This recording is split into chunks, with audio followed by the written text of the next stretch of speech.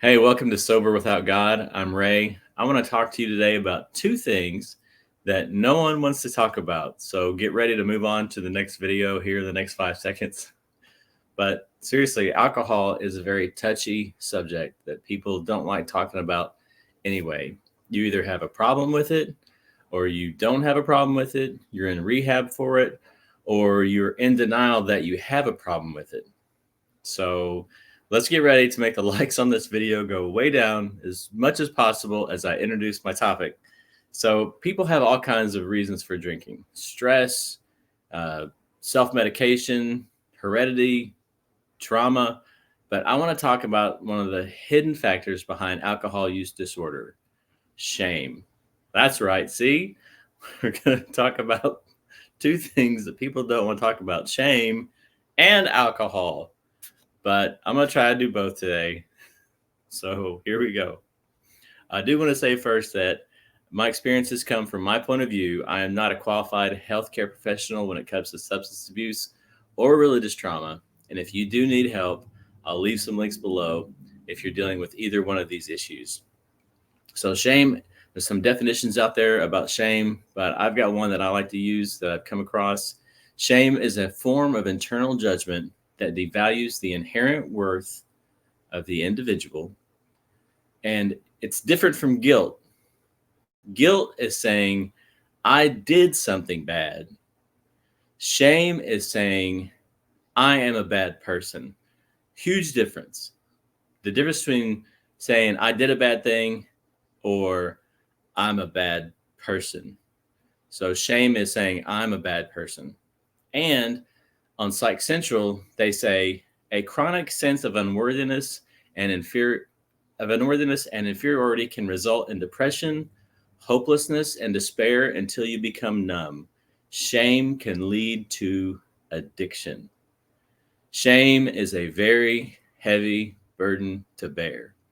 Once it became incorporated into my life from a very young age, it became the lens through which I saw everything. It affected my job, my relationships, and my self worth. In fact, shame was like this alarm that was blaring in my head 24/7 all the time. And it was loud.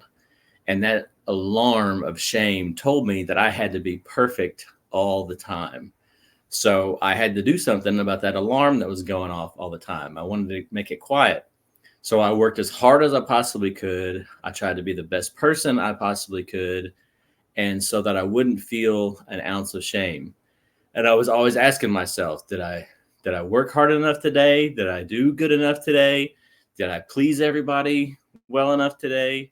Could I have done better? What are they thinking about me over there? And in doing that, I stressed myself out and I wore myself out and I led myself straight into a substance abuse problem. And by the way, I want to thank you for stopping by my channel today. And if you can just do me a huge favor and help out my little community and just hit that like button, it takes 2 seconds. Or even if you want to leave a comment and say, great video, or say, hey, great job, I would really appreciate that. It would help me out so much today. I want to let you know I take full responsibility for my own drinking. And there are factors that lead people to alcohol use disorder. But I do believe that shame was one of the things that led me to alcohol use disorder.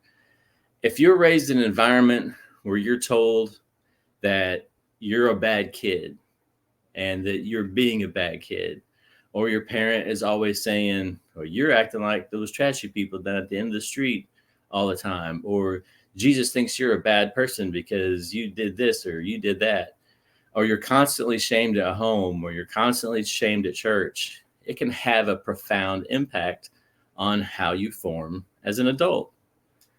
Unfortunately, it would seem that one of the most common ways to silence that alarm of shame that goes off in your head is through substance abuse. For years, I felt unworthy as a person, and I suffered from imposter syndrome, and I felt like every action I took was inadequate, and drinking numbed that alarm for a while. And I took my first drink a little over 20 years ago, and the first time I took a drink, it made that alarm a little bit quieter. And the second drink made that alarm a little bit quieter.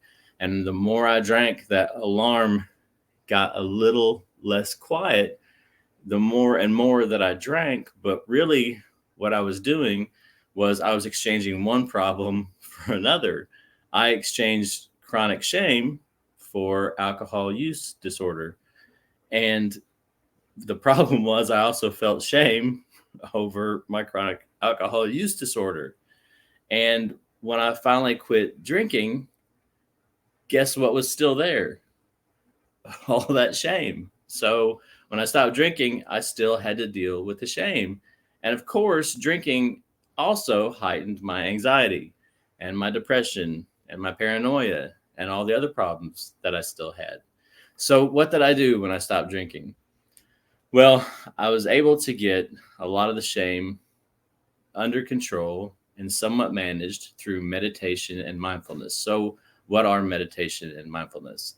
So, mindfulness is something that you can practice, and it helps you live in the moment where you are.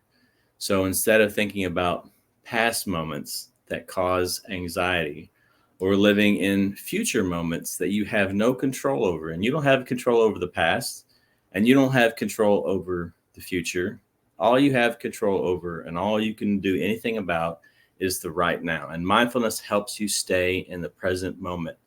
And so mindfulness is an excellent practice to work on you at this very moment. And meditation is excellent for your mental health. Meditation is a practice by where you can center yourself and you can find peace, and it helps you slow down and it helps restore calmness to your mind. And those things help me find my center, and they help me listen to my mind and my body. And now when my mind begins to race, or the shame starts to set in and the anxiety or the depression starts to set in, mindfulness and meditation are great tools in my toolbox to help me reel those thoughts back in. And I'll leave a couple of links below for some great meditation and mindfulness apps that you can use. And if you're suffering from alcohol use disorder, or you have shame in your life, or any of the other things that we've discussed today, talk to your family physician. Go talk to a counselor. Get some therapy.